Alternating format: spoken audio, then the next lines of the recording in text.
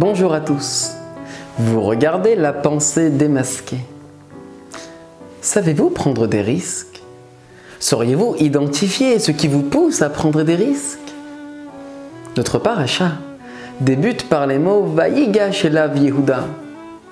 Et Yehuda s'approcha de Yosef. Yosef, étant alors vice-roi d'Égypte, se trouve face à ses frères qui, contrairement à lui, ne l'avaient pas reconnu. Yosef décide, pour mettre ses frères à l'épreuve, de garder en captivité son frère cadet Binyamin.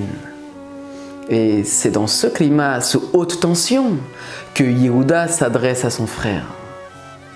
Les commentateurs de la Torah expliquent que Yehuda était prêt à tout pour ramener le Benjamin à son père, déjà suffisamment inquiet. Il était même prêt à déclarer la guerre à Yosef et à toute l'Égypte si celui-ci refusait de libérer Binyamin. N'est-ce pas surprenant? Comment Yehuda osa-t-il se confronter de la sorte au vice-roi d'Égypte? Croyait-il vraiment pouvoir s'attaquer, même accompagné de ses frères, à la plus grande puissance militaire mondiale de l'époque? La partie était perdue d'avance. Alors, pourquoi Yehuda a-t-il pris autant de risques? Afin de répondre à cette question, analysons ensemble ce qui nous pousse à prendre des risques. Certains diront que c'est la probabilité mathématique de réussite qui en dépend. Mais la réalité démontre tout autre chose. Et tous les entrepreneurs le savent.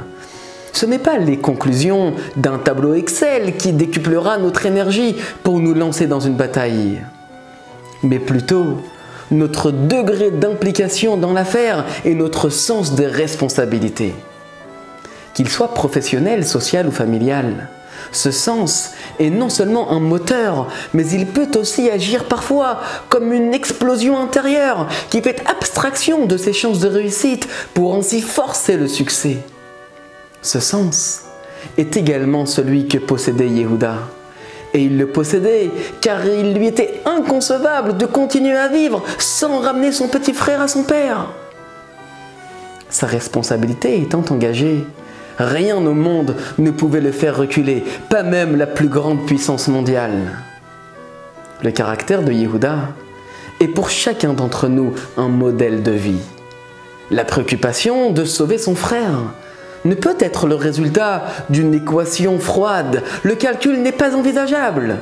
Sauver son frère, c'est s'engager, se sentir pleinement responsable.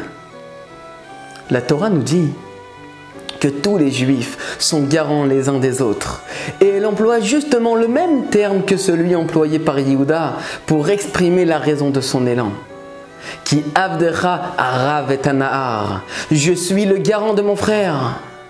Alors, soyons tous responsables pour autrui et engageons-nous sans calcul pour ainsi ramener tous nos frères à notre Père. Shabbat Shalom et à la semaine prochaine.